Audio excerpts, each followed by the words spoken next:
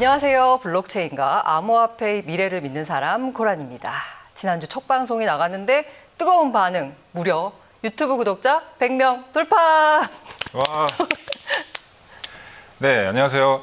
저는 암호화폐 블록체인이 금융의 판을 바꿀 거다라고 믿는 이용재입니다. 말씀하신 대로 지난번 방송이 반응이 되게 좋았어요. 다른 유튜브 영상들과 달리 근거 없는 가격 예측이나 이런 자극적인 얘기 말고 블록체인과 암호화폐의 산업 발전을 조명을 했다라는 피드백이 많아서 굉장히 보람이 있었습니다. 오늘도 역시 좋은 내용 많이 말씀을 드리도록 하겠습니다.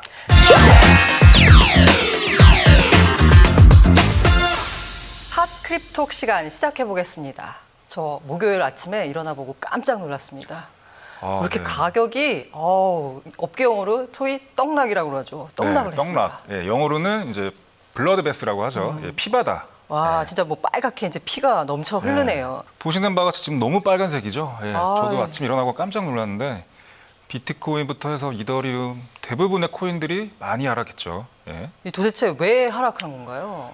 골드만삭스가 비즈니스 인사이더와의 인터뷰를 단독 기사를 통해서 암호화폐 트레이딩 데스크 비즈니스 플랜을 잠정적으로 중단한다라는 얘기에 되게 많이 초점 맞추더라고요. 도대체 이 골드만삭스가 어쨌든 간에 철수하겠다. 네. 이게 그렇게 시장에 큰 영향을 미치는 뉴스인가요? 엄밀히 말하면 큰 악재는 아니에요. 네네. 네.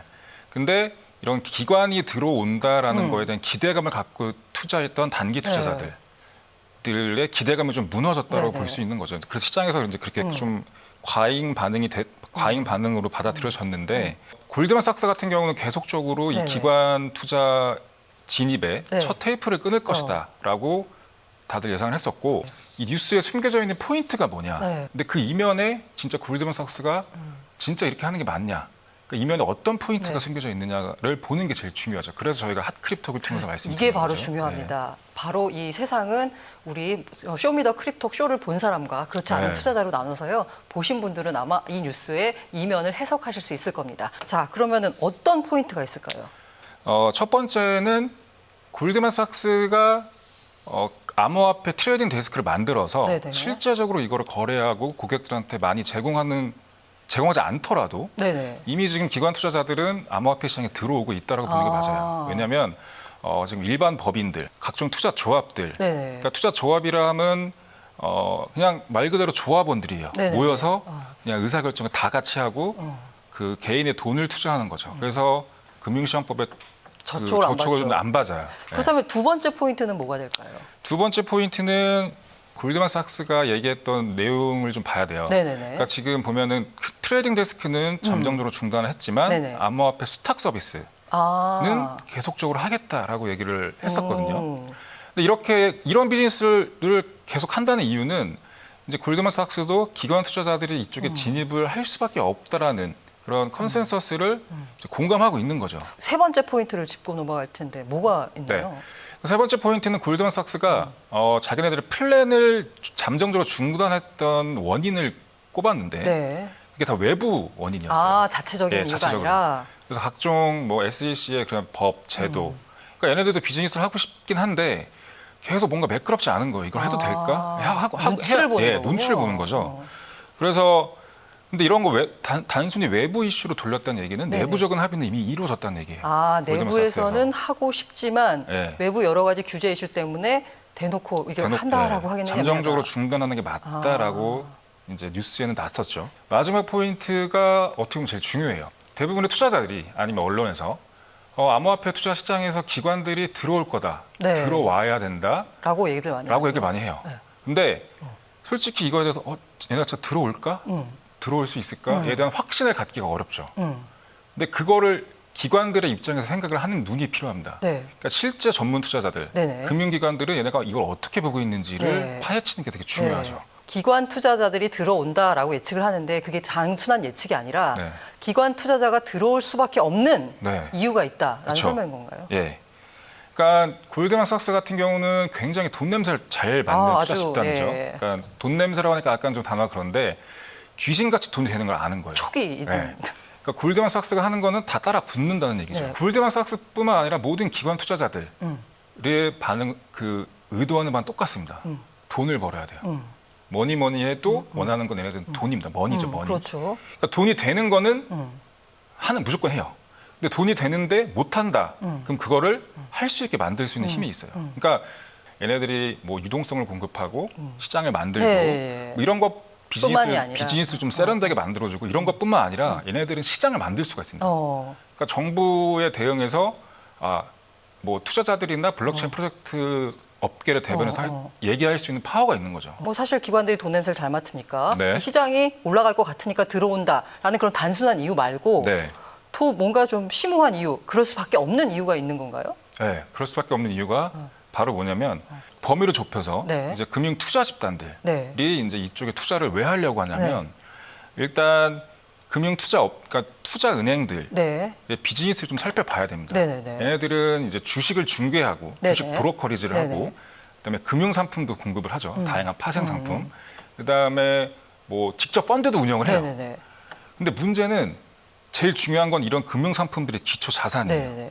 그러니까 그 근간에 대한 기초 자산이 제일 중요한 거죠. 주식 브로커리지 네. 이거는 발견해서 주식을 매매하는 거니까 기초 자산이 주식인 주식이고, 거고 예. 파생 상품은 뭐 많죠. 원유도 있고 뭐 금도 있고 네. 채권도 있고 펀드도 마찬가지인 거고. 다양하죠. 예. 다양한 금융 상품들이 범람을 하고 있는데 네. 이걸 다 걷어내고 네. 그러면 코어로 뭘 투자해라고 네네. 봤을 때 대부분이 주식과 채권입니다. 아. 근데 그 중에서도 채권보다 주식의 비중이 훨씬 많아요. 그래서 핵심은 대부분의 금융기관들, 투자은행들의 그 주 수입 원천, 그 공급하는 금융상품의 그 기초 자산이 주식에 한정돼 있다는 거예요. 네. 너무 의존도가 높다라는 거죠. 그러면 크립토 시장이 만약에 커지고 열리면 네.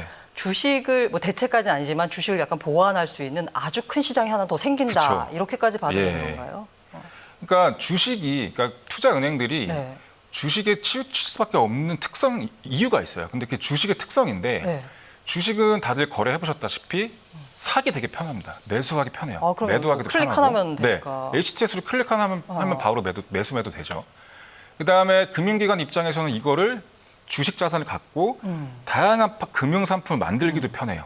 왜냐하면 주식을 사람들이 이해도가 주식에 대한 이해도가 높기 때문에 주식을 이렇게 담고요. 여기에 뭔가를 해서 이런 상품을 제공해 드릴게요 하면은 직관적으로 받아들일 수 있는 거예요. 그리고 무엇보다 제일 중요한 거는 네.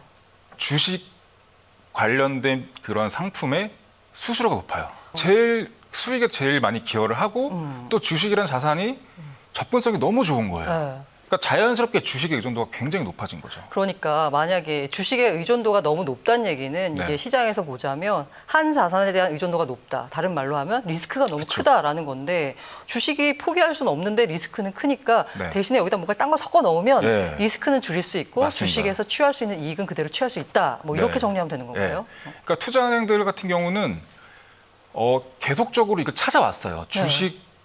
주식은 주식이고 주식 말고 또 뭔가 있었으면 좋겠는데라고 했는데 역사적으로 이걸 대체할 만한 투자 자산이 나오지가 않았죠. 그러니까 지금 네. 금은 굉장히 불편해요. 금을 개인들이 쉽게 금괴를 구매하기도 좀 어렵고요.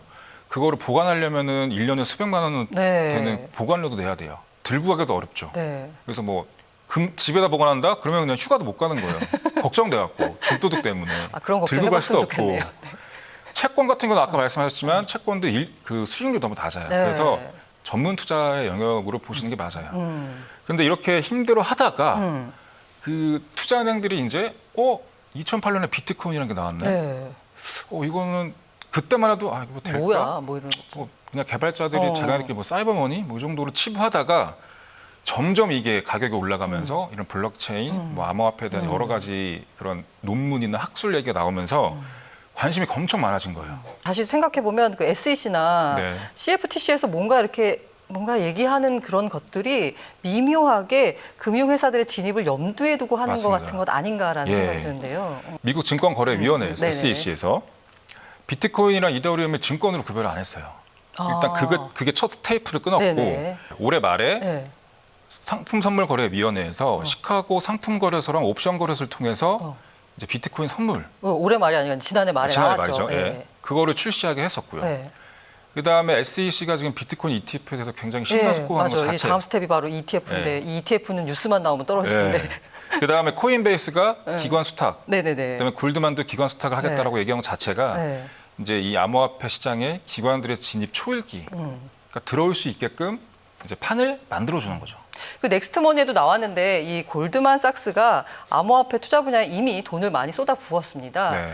그 서클이라고 있는데요. 이게 암호화폐 트레이딩 플랫폼 개발 스타트업인데 여기에다 무려 1억 4천만 달러를 넣었고요. 이 서클이 4억 달러를 주고 폴로닉스라고 아마 많이 아실 텐데 이 암호화폐 거래소를 인수를 했습니다. 골드만삭스가 한 푼도 그냥 안 쓰죠. 그쵸. 뭔가 다 돈이 되니까 쓰는 네. 건데 그러면 이건 중단하기 어렵다. 아무리 그런 페이크 뉴스가 나와도라고 볼 수 있는 거였네요. 그렇죠. 그 고래들, 네. 소위 말하면 이제 비트코인을 많이 갖고 있는 사람들이 대규모로 매도를 했다라는 이야기가 좀 불거지고 있는 상황이에요. 그래서 네. 나온 이름이 저도 이렇게 뉴스를 보다 보니까 이 그 전설의 이름 실크로드. 네, 실크로드. 실크로드와 관련된 내용은 책을 참조하시면 되고요. 뭐 이런 폭락 나오면 항상 등장하는 이름이 실크로드 혹은 마운트복스 마운트복스. 이 두 예. 개가 등장하는데 실크로드 관련 의혹 이거 약간 음모론 아닌가요? 최근의 시장 상황이랑 비춰봤을 때 그러니까 점진적으로 보시면은 너무 떨어졌죠. 지금 떨어져 있는 상황에서 6,000불 초반대에서 계속적으로 한 달 동안에 올랐어요. 7,000, 한 3,400불까지 올라가는 국면이었단 말이죠. 근데 이런 국면에서 이미 개인들은 이제 개인 투자자들, 대부분의 투자자들은 올해 초에 진입하신 분들도 많을 거고요. 그래서 지금 이렇게 올라갔다고 하더라도 팔 수 있는, 매도를 할 수 있는 주체가 가격대가 많지가 아니죠. 않아요. 예. 그러니까 개인들은 대부분이 못 팔 거고요. 일반 법인들도 올해 들어오신 분들, OTC 시장으로 들어왔던 그 기관 투자자들이 많기 때문에 올해는 계속 빠지고 있는 장이었기 때문에 이 정도 올랐다고 해서 갑자기 던진다라고 하는 건 좀 상식적으로 받아들이기 어렵죠. 네네. 그래서 보시면은 근 한 달 동안에 20% 정도 올라가고 있는 상황에서 근데 요 기간 동안 올라가고 있는 장에서 거래량이 일거래량이 한 평균 6만 개 정도 됐었어요. 지금 몇 근데 배하는 거예요? 이거? 지난 5, 6일 날 어. 그거에 2배 정도 두 배도 되는 늘어나서 거래량이 터지면서 가격이 매도세가 하락했네. 나왔죠.